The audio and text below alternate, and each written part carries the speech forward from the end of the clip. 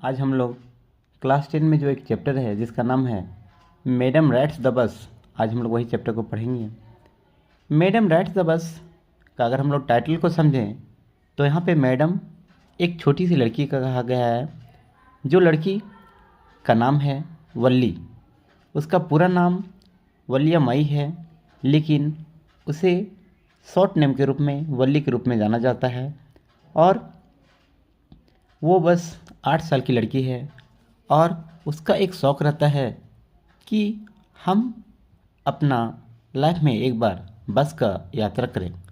और उसका घर चूँकि नज़दीक था बस स्टैंड से और हम हर समय उसके ज़्यादा दोस्त नहीं रहते थे, तो वो अपना दरवाज़ा के पास खड़ी हो जाती थी और बस को पार होते हुए देखती थी। और हर समय जो नए नए पैसेंजर आते थे, ये सारा उसके लिए बहुत ही खुशी वाला खुशी ही महसूस होता था और बहुत ही अच्छा उसको लगता था। लेकिन एक बार की बात है कि वो सोचती है वल्ली कि हम भी काश एक बार शहर जाएं, क्योंकि शहर उसके गांव से 6 मील दूर थी और वहाँ का किराया एक साइड जाने का 30 पैसा और आने का 30 पैसा, यानी आने जाने का किराया 60 पैसा था। क्योंकि उसकी मम्मी दोपहर में सोती थी, इसलिए उसके पास मत दोपहर में ही रास्ता था जब वो शहर जा सकती थी।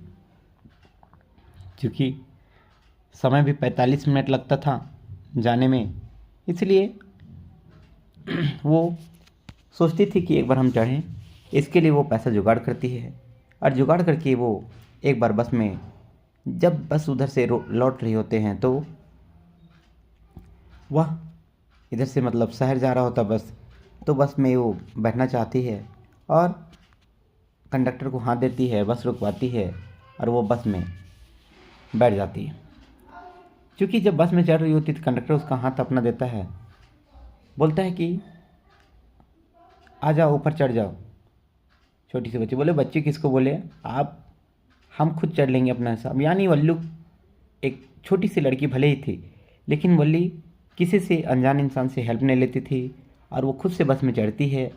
जब चूँकि दोपहर का समय था, पैसेंजर का भी बस में ज़्यादा नहीं थे, 6-7-8 पैसेंजर थे, तो वो आराम से एक आरामदायक सीट चुनती है और वो आराम से सीट में खड़ी होके, चूँकि वो छोटी थी तो खड़ी होकर के वो खिड़की से बाहर का नज़ारा देखने लगती है।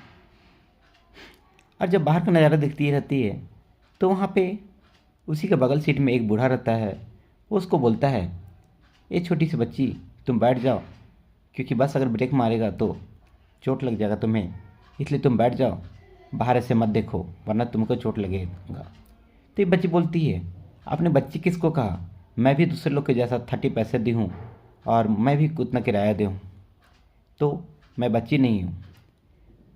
तो उधर से मज़ा लेने के लिए आ जाता है। उधर से बस कंडक्टर बोलता, हाँ हाँ ये बच्ची नहीं है, ये सच में 30 पैसे दी है और ये वल्ली मैडम है।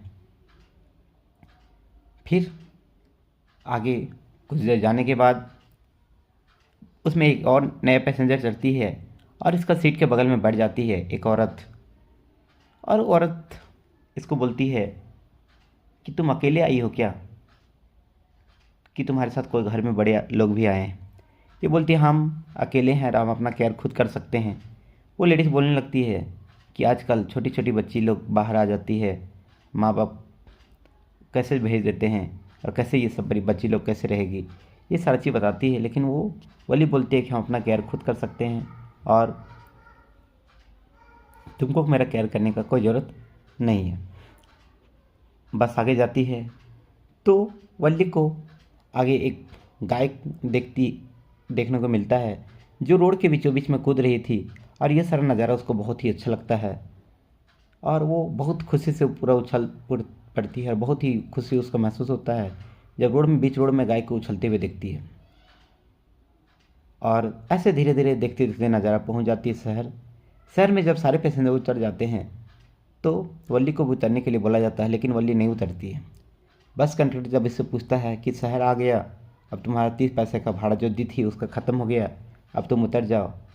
लेकिन ये बोलती है कि हम बस में चढ़ने के लिए आए थे, हमको कोई काम नहीं था, चूँकि मेरा बस शौक था कि बस में चढ़े और लीजिए दोबारा 30 पैसा, और मैं दोबारा हमको घर ले चलिए। तो बस कंडक्टर बोलता है ठीक है, तुम दोबारा जाना चाहते हो तो तुमको ले जाएंगे, लेकिन जाओ कुछ चाय वो पी लो, थोड़ा सा घूम लो, शहर आई तो घूम लो। क्योंकि वल्ली शहर में नहीं थी, आज तक कभी नए शहर नहीं आई थी, इसलिए वल्ली नहीं उतरती है और कहीं नहीं जाती है। और लास्ट में जिद करने पर, कब बस कंडक्टर की जिद करने पर बोल देती है मेरे पास पैसे नहीं हैं। बस कंडक्टर उसको खाने के लिए बोलता है कि तुम जो खाएगी हम तुम्हारा ला देंगे, तुम्हारे से पैसा नहीं लेंगे। लेकिन वली इनकार कर देती है। और बस जब उधर से पैसेंजर लेकर के वापस रिटर्न आ रहा होता है तो वली फिर से बाहर देखती है, लेकिन जब इस बार देखती है कि रास्ते में जो गाय उछल रही थी सड़क के बीचों बीच, वो गाय अभी मरी पड़ी हुई है। ये सारा नज़ारा उसको दुखी कर देता है। और जब घर आती है तो देखती मम्मी मेरी सोई थी, वो उठ चुकी है, और उठने के बाद वो अपनी चाची से बात कर रही होती है, मतलब इसकी चाची से बात कर रही होती है।